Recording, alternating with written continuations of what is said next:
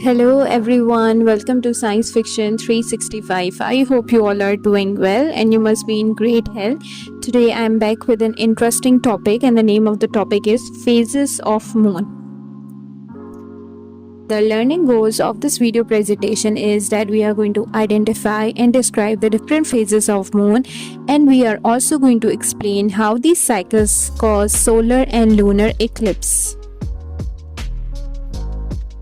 So let's start our today's video presentation. Dear students, did you know the moon itself does not produce its own light and is not a light source? The reason the moon lights up at night is because it actually is the reflection of the sun. This means that the light from the sun bounces off it back to the earth. Our next topic is rotation of the moon. What is rotation? Basically, rotation or rotationary motion is the circular movement of an object around a centered line. Now over here, as the earth rotates around the sun, the moon rotates around the earth. The moon rotates on its own axis, as does the earth. Earth also orbits around the sun.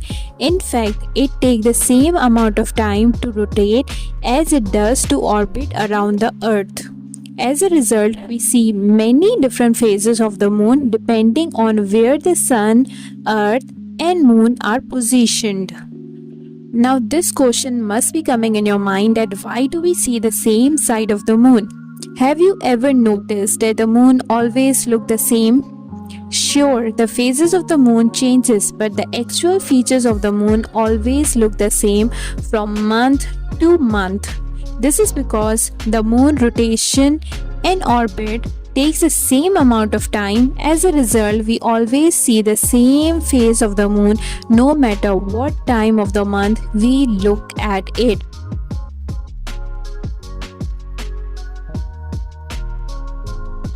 Now let's go through the story of the earth and the moon. The moon is the earth's only permanent satellite. It takes approximately 27 and a half days for the moon to complete a full rotation on its axis.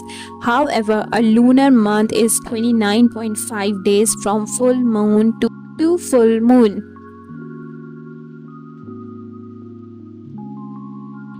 Now let's have an answer of this very interesting question, that why is a calendar month not of 27 days? It is due to the fact that at the same time the moon is orbiting to the earth is also orbiting the sun. This means the position of the earth, sun and moon are constantly changing. Due to this continual movement of the earth in its orbit around the sun, it always takes an extra 2 days for the moon to go from one full moon to the next level.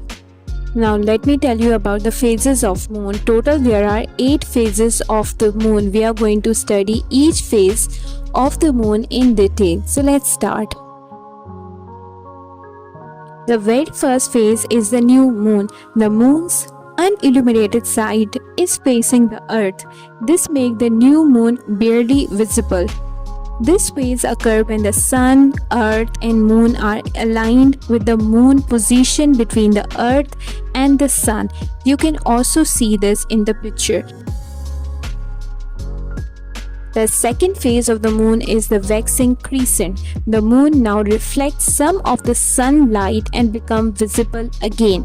You can also see on the left side of the screen, less than half of the moon is illuminated. It occurs after new moon. The first phase of the moon was new moon and the second phase was waxing crescent, moving to the third phase, which is called as first quarter.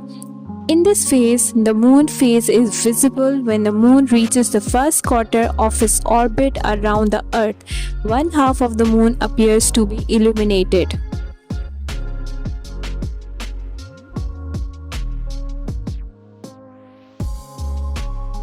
The fourth phase of the moon is called as waxing gibbous. In this picture, you can also see that the visibility of moon is getting bigger.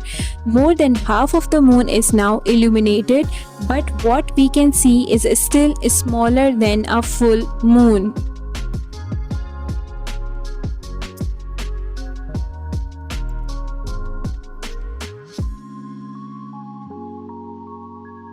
Now we are going to move to the fifth phase of the moon, which is called as full moon. The moon illuminated side is facing earth. This means the moon appears to be completely illuminated by direct sunlight. It occurs when the moon is on the opposite side of the earth than the sun.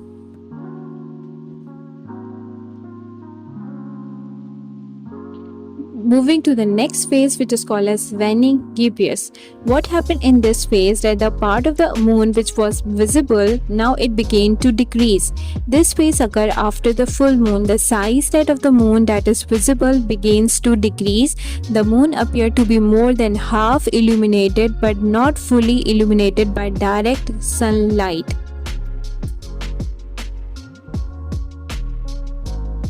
Moving to the seventh phase of the moon. This phase of the moon is the opposite view of the first quarter moon.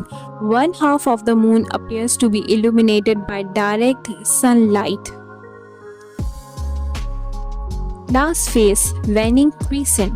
This is the last phase of the moon before the cycle repeats. Less than one half of the moon is illuminated by direct sunlight. It appears in the sky almost the shape of the fingernail. This was all from today. We are going to cover the solar and lunar eclipse in our next video. Thank you so much for watching. Please like, share and subscribe.